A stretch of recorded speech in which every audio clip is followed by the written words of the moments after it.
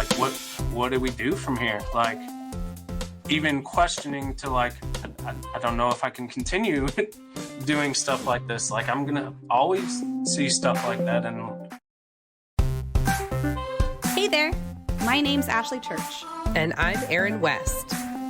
We were once newly promoted crime scene and latent print supervisors on mutual struggle buses as we both simultaneously tried to navigate through the challenges within our forensic units. Now we run a business where we create tools and resources that we wish we had had to make these transitions easier.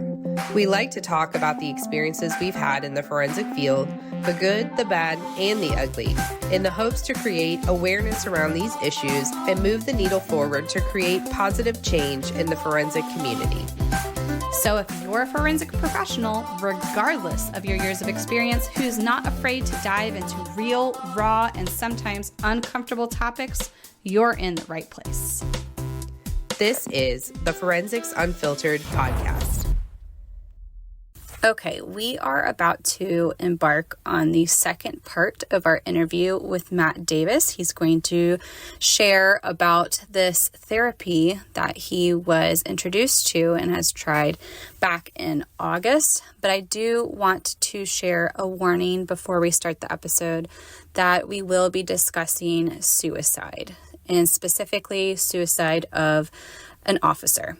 Now, I know there's not a whole lot of research out there when it comes to mental health in the forensic field. However, there has been a lot of research done when it comes to the mental health of first responders. And I wanted to share some of those numbers with you so you can understand how serious of an issue this is. And just because we work in forensics, just because we're not technically a first responder, we can still have the job affect us in these ways as well.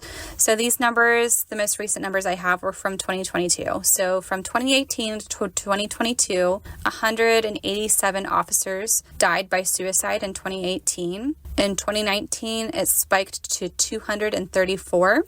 In 2020, there were 184 officer deaths by suicide.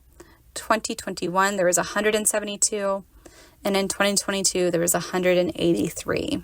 Just to give you an idea of who these officers were, 51% worked at a local police department. And they looked at corrections, they looked at the state police, they looked at sheriff's offices, but 51% came from local police departments. 61% worked at agencies with 100 or more employees. Something to also note is 68% of these individuals were at the officer level. Only 21% were mid-management, and then even smaller numbers for senior management. So just keep this in mind when we're talking about the forensic field. There's probably a lot more mental health struggles at the frontline level. And the last important statistic I really want you to pay attention to, okay? Only 23% of these individuals were reported to be seeking any kind of help. Let me repeat that again. Only 23% of these officer deaths by suicide were reported to be seeking any kind of help. Approximately 17% of officers sought assistance for PTSD, only 17%, and 7% sought any form of mental health treatment. That is staggeringly low. Okay? So this is why this stuff is so important. Again, even if your journey doesn't mirror Matt's journey in the same way, just having these discussions and having an awareness that these jobs can create a lot of stress on our bodies, they can create a lot of trauma for us to have to process, is important. So I'm going to get off the soapbox and let Matt do the talking. Before we start this episode, our guests would like to share a disclaimer that the opinions shared are their own and not representative of their current or past employment. Now sit back, relax, and enjoy. So we've talked about your first initial experience with counseling, just regular talk therapy. With that specific scene, you tried out EMDR, and then there was another thing that happened last year where your counselor advised a different treatment. Is that right? yeah, that's right. So EMDR, from everything that has been explained to me, is they have a procedure for kind of recent incidents, but it's more for the stuff that, has happened a year or two in the past that you're still kind of struggling with it. And that's where you're trying to work through the EMDR stuff. With the most recent stuff I had, it was back in August. We actually were called to work one of our own officers' suicide calls, and we had to go and process that. The first of our kind in our department. There was no procedure, protocol, things like that. I remember getting the call on a Friday night, and it was, "Hey, have you gotten called for this already?" And I'm like, "No, I don't know what there is." And I call our on-duty crime scene person, and I'm like, "Hey, are you going to a call?" And they're like, "Yeah, but it just says other, and there's no call notes, and there are 15 officers already on scene." And I go, "Okay." I go, "You need to pull over." I'm like, "More than likely, this is the situation you're walking into. If you confirm it, I will be going out there with you, because you're not gonna do that on your own. I can't, as a supervisor, say you're gonna do that." And a lot of times, as supervisors, you get calls and "Oh, you're a homicide." You kind of know what you're walking into. This, you're like, "Okay, I've worked, I don't know how many suicides in my time." I'm like, "Okay, we'll just go work it as a suicide." And it was pretty immediate when I showed up there that it was not just like any other suicide, because I showed up and it was, apartment building, and I couldn't tell you how many, officers were outside, but they were outside the building just basically congregating because they just heard what happened. And me, here I am, crime scene stuff, got camera bag, walking, and officers are like, "You know where you're going?" I'm like, "Yep." And just walking past through that threshold, I'm like, "Oh, this is different." And then in the lobby, you have all the administrative staff, and they're just checking, are you good? I'm like, "Yeah, no, it's upstairs," things like that. And you get there, and what seems to be I couldn't tell you how long the hallway was, in the apartment complex, things like that, but it just seemed to go on forever, to where you finally get there and you kind of see everything, and you're like, "Yeah, this feels different." But that's one of those moments too where you're like, "Hey, you gotta hold it together here. This is not something that is going to be the same." And there was stuff that happened, on the scene where you're processing, and you're kind of delving into a person's life that, hey, you knew, and now you're basically investigating, hey, what happened here? So now you have a whole different, view of a person that, not that in this case it was a bad thing, but it just feels intrusive, not something you want to do for someone, that And then there were actually stuff that happened on scene to where the mortuary service had come out, but they're short-staffed, and, the position that the body was in made it hard to basically move. And it was just me that kind of jumped in because they were moving. I'm like, this is one of our own people.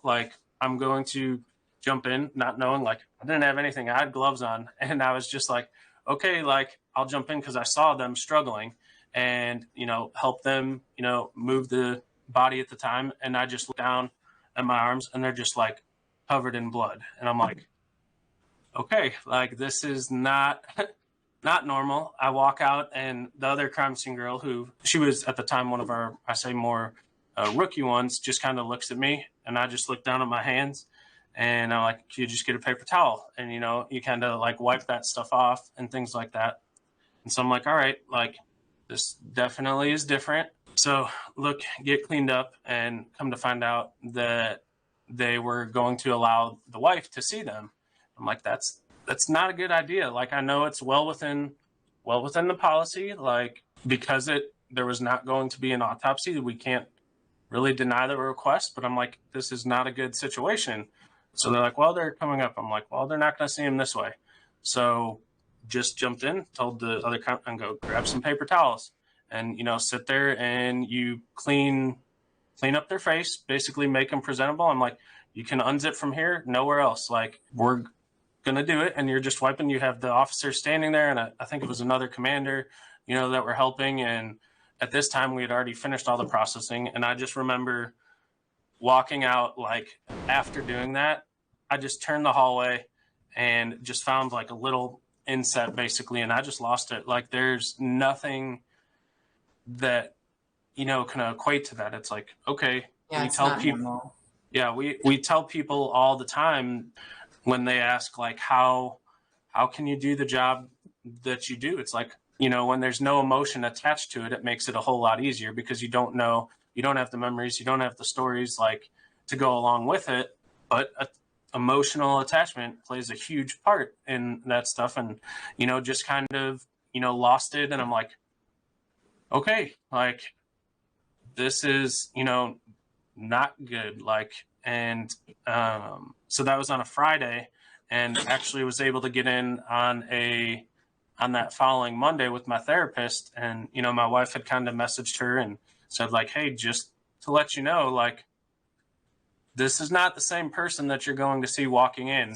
And, immediately when she opened her door, like she could just see it. And I'm like, what do we do from here? Like at this point, like even questioning to like, I don't know if I can continue doing stuff like this. Like I'm going to always see stuff like that. And, knowing what EMDR was, I'm like, there's got to be something else. And yeah, so that's kind of what brought us to kind of explore other options.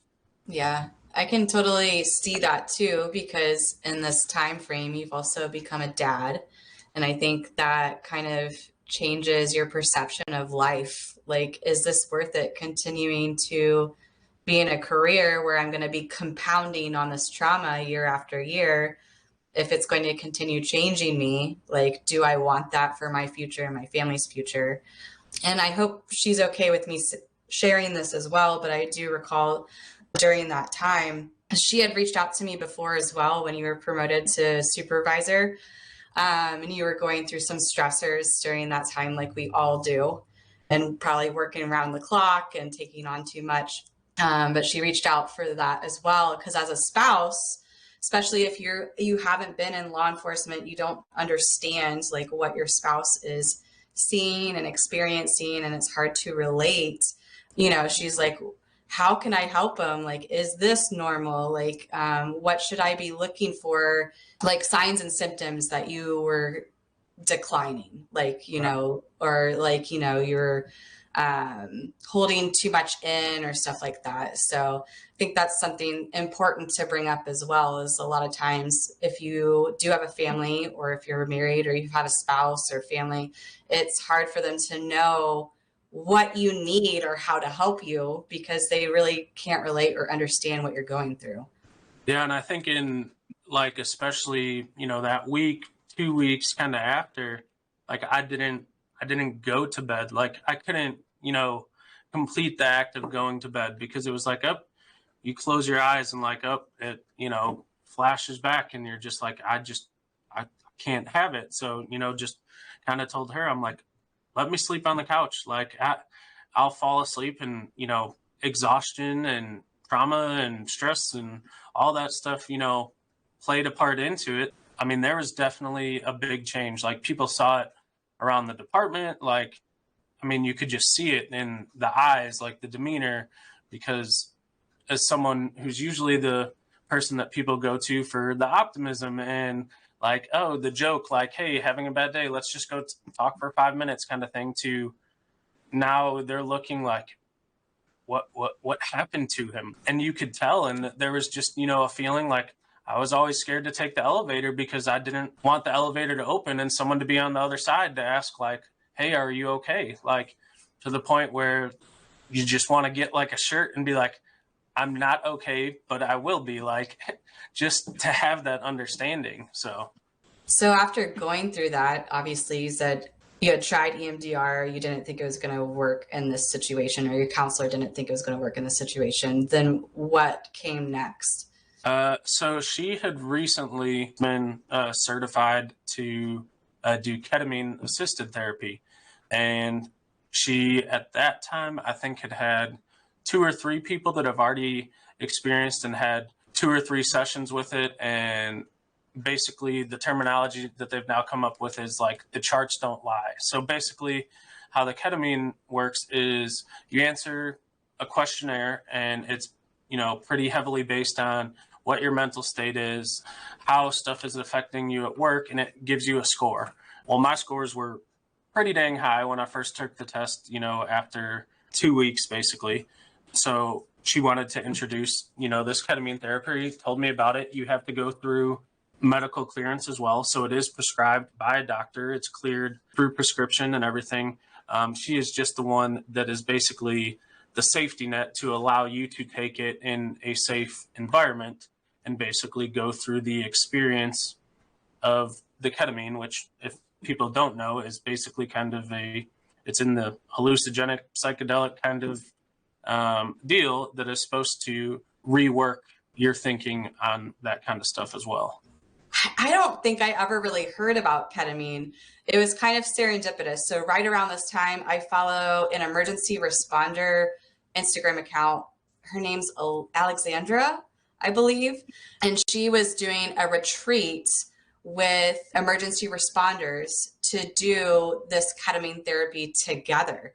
And I think most of them were women, but she was talking about the before and after just during that couple of days of the retreat. Like there was a lot of healing going on, and they were seeing a lot of great results. And this was right around the time that you were going through this as well. So for those that maybe have never heard of ketamine before, or maybe there's probably a bad stigma out there, you did say it's kind of a hallucinogenic. So what exactly do these ketamine treatments look like? Yeah, so as I mentioned, it is a prescribed thing. So the way that, I don't know if it was through our EAP program or how it actually works, is you go through basically a medical visit to where they describe what your dosage will be. Because it is, a prescribed drug, it does have to get mailed, signature, signed off. But so for the first grouping, I call it, is set for 2 sessions. And so basically you have the milligram dosage that you're given, and what'll happen is you actually take that to the counselor, the therapist, whoever is certified to do so. And everything is done in the presence of them. So, and it's intravenously, right? So it dissolves in your mouth, and then you Okay. spit it out. So they have other ways to do it as well. This one is a dissolving tablet. So it's basically, you put the tablet under, swish it around. It's 10 to 12 minutes that you're actually doing the swishing around, which is probably the hardest part of the whole thing, of actively trying to do that for 10 to 12 minutes. And then you start to kind of feel the sensation, and they give you basically a booster shot. Like, so if your body's not responding, you don't feel it, then you can pop, the booster after the 10 to 12 minutes to get that feeling. Most of the time, the initial one was good for me, and I'm like, yep, my tongue's getting numb, like can start to kind of feel the senses. And the way she has it set up, so she normally has like a couch, but she removes the cushions, puts sheets and stuff, pillow, like you're laying down the whole time. So you put a eye mask on, basically, so it blocks out all your light. You lay down, and then there's a ketamine playlist that she had built up. There's several of them out there on Spotify and things like that. It's kind of tribal classical music is the best way to describe it. They don't want to have any words in it, or any native words that would bring your experience somewhere else. So like if you heard like the word apple or something, like, then it just takes you off on a tangent. So basically it's just supposed to be background noise.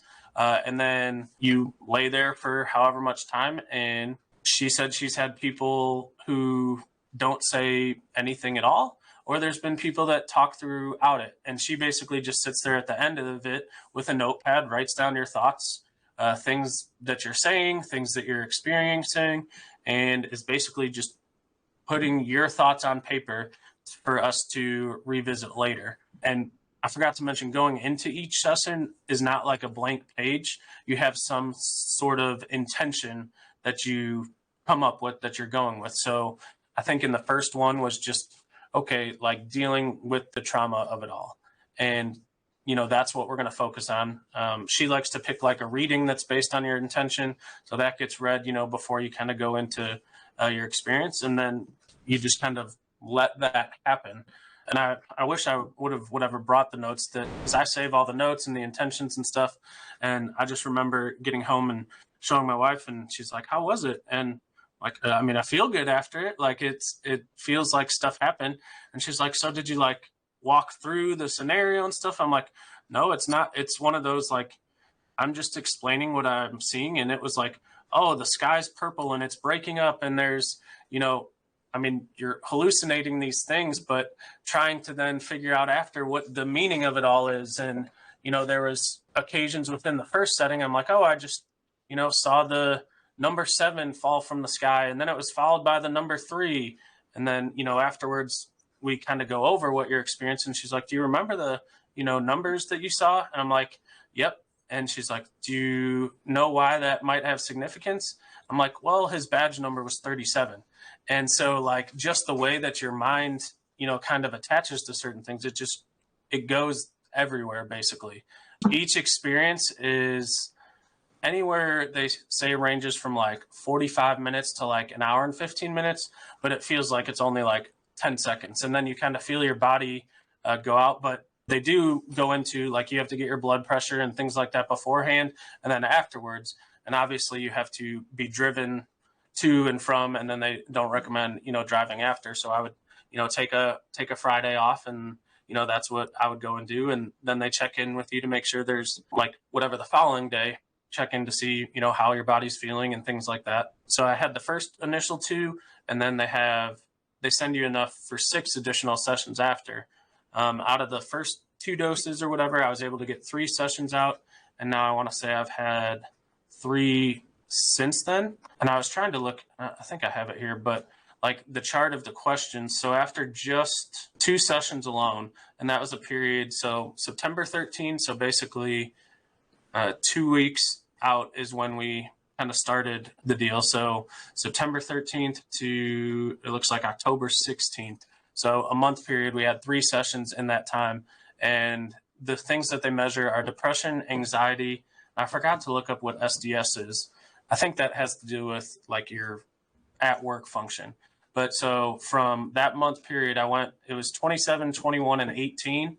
And that went from 27 went all the way down to 18. Anxiety went 17 to 8, and depression was 21 to 11.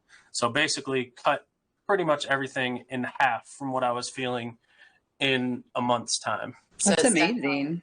Expedites it. Dramatically. Yeah. To the point where those same people that were, kind of looking at me like, okay, something is wrong.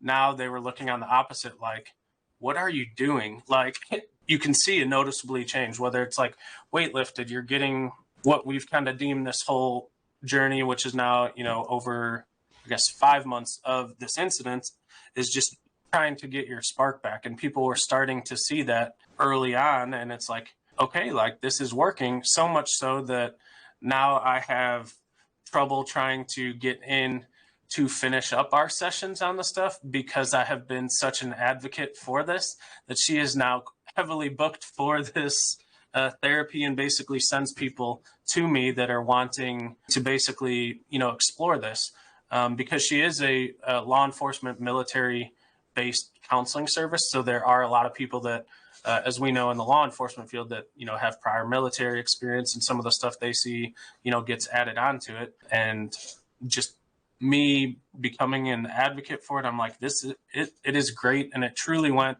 from, I don't know how I'm going to get over this. I don't know if I'm going to continue to work in crime scene, to now being like on the opposite end, and like being able to tell people like, this is a great option.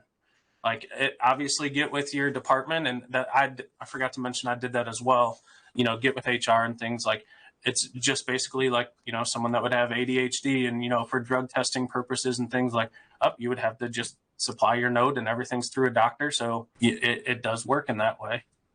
I was just going to ask that if you had to go through some kind of process to get, because obviously that's a specialized procedure, and the medication that you're taking, obviously working in law enforcement, I would assume that you would have to notify somebody that you were going to be taking that. But it sounds like overall your experience with it has been really positive, obviously, especially if you're recommending that to others as well. So yeah, it has definitely been positive. And even on the clearance side of things, it wasn't something, it was, hey, as long as it's prescribed, like there is nothing in our policy. Like I went to, personnel, made sure everything was cleared with HR, and they're like, as long as it's prescribed.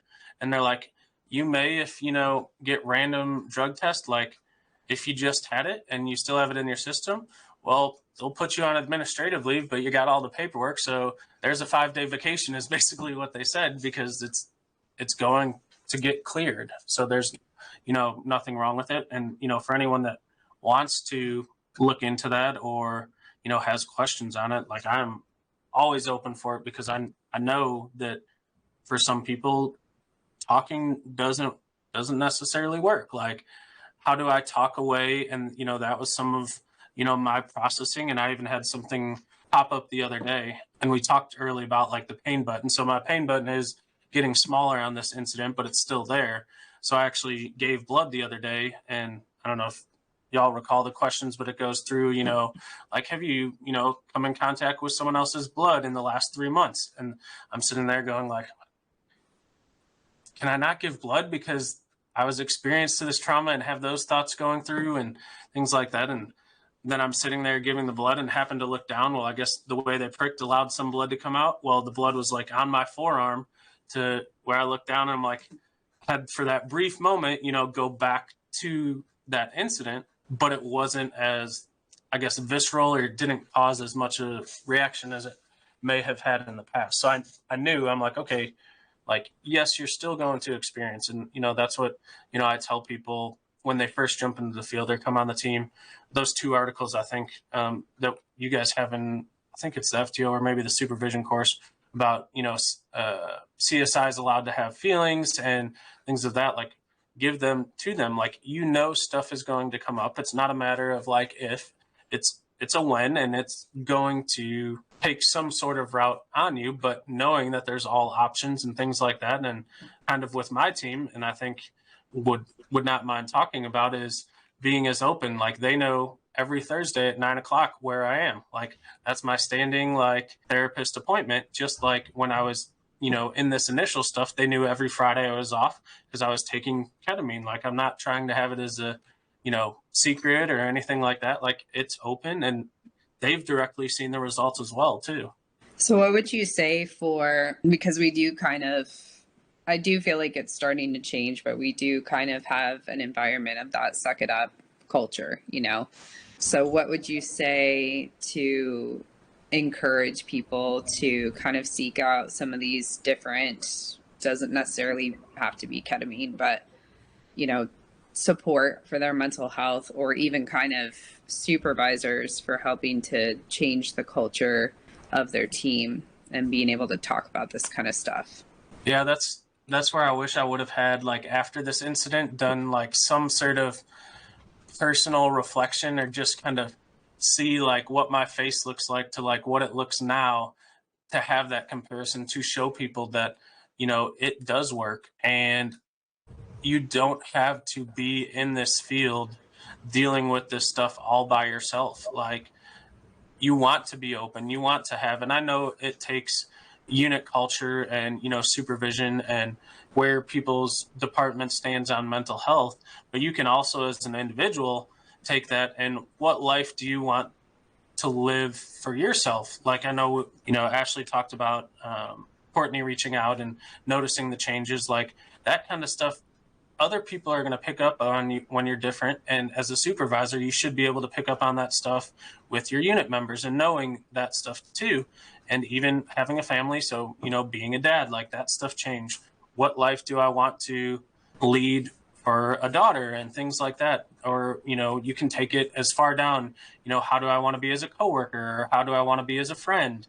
Because we would be lying to ourselves if we said this type of work doesn't affect us in some way.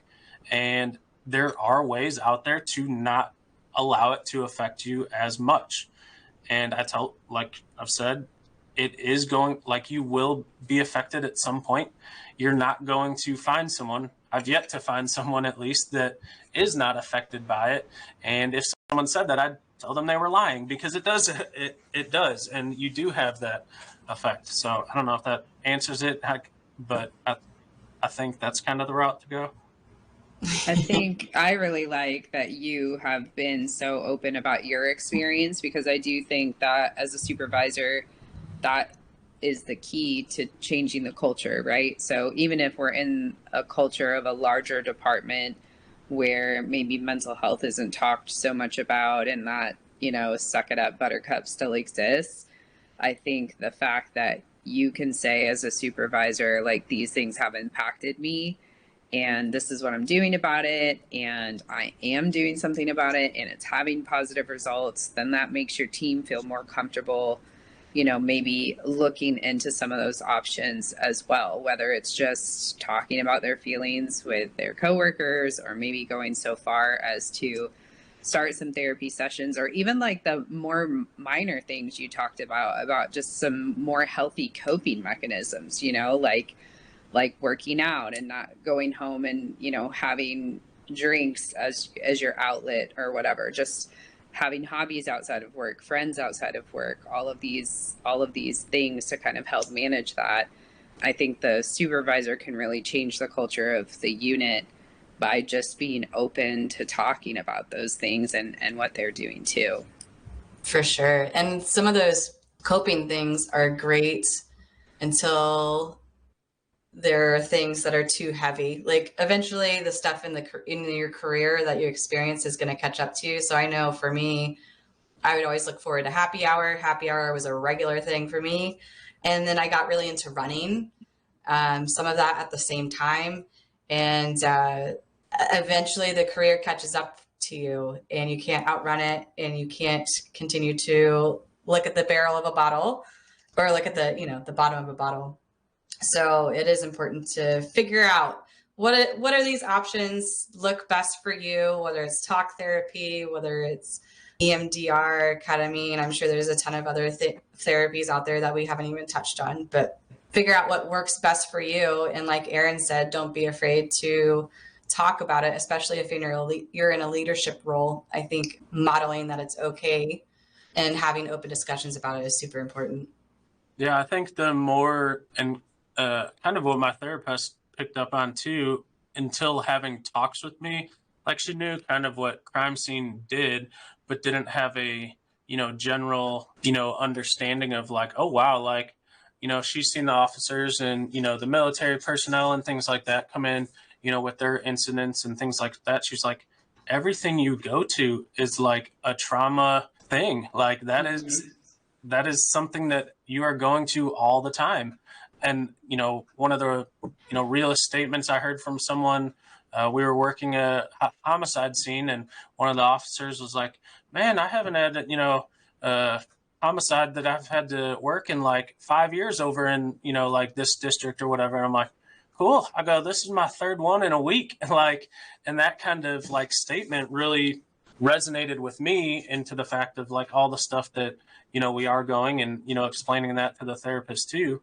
And that's where, I think as forensic professionals and as a community, it's great to have the people that are outspoken on critical incidents that they've struggled with. And the more people that we get out there talking about it, I think the better it will be, for the field as a whole.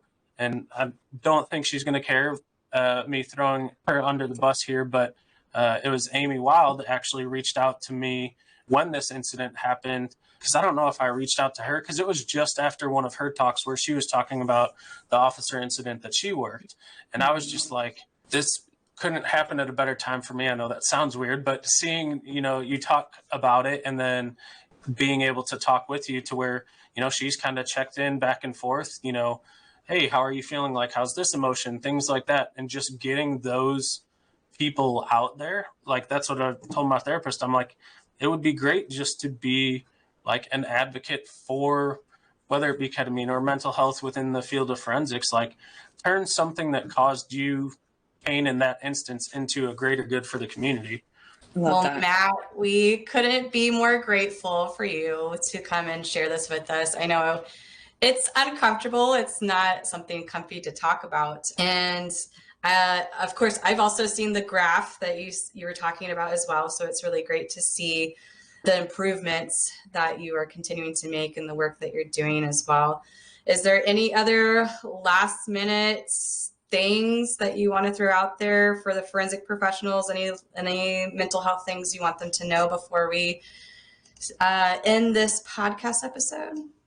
I think I would just end it with, in order to be in the field and help others, you also have to be able to help yourself before you can do it to everybody else. It's a great way to roll into 2025. All right. Well, thank you so much, Matt, for being here with us today. We really appreciate you sharing. And of course, if you guys want to reach out to Matt, you can find him on the Circle community. We're all here. And you can also see him in our upcoming FTO Academy, since he'll be one of our instructors in March. So thank you again for coming, Matt. We appreciate it. Thank y'all. Absolutely. And thank you guys for joining us for another episode of Forensics Unfiltered. We love you guys, and we'll see you at the next one. Bye. Bye. Thank you so much for tuning in to this 2-part episode. We're just so grateful for Matt for coming on this platform, sharing his experience and being vulnerable. It is definitely not easy, but I hope his message reaches the right person. I know there are people in the forensic field out there struggling right now, feeling maybe helpless, feeling alone, and hopefully this will give you some inspiration to put your mental health as a top priority. We love you guys. Again, thank you so much for listening to this 2-part episode. If you can do us a huge favor and just make sure to share this message, share this episode with a friend, a coworker, a colleague, someone that's struggling with mental health. We know there are, unfortunately, lots of people out there that are struggling and suffering in silence, and it doesn't have to be like that. Thank you so much for being here and listening to Forensics Unfiltered. If you liked this episode, would you do us a favor and leave a review letting us know specifically what you liked about this topic? It will only take a minute, but it will really help us plan future episodes so we can bring you more topics that you want to listen to. We'll be sure to provide any links from today's episode in our show notes on our website. Head to www.gapscience.com. Until next time, stay safe out there.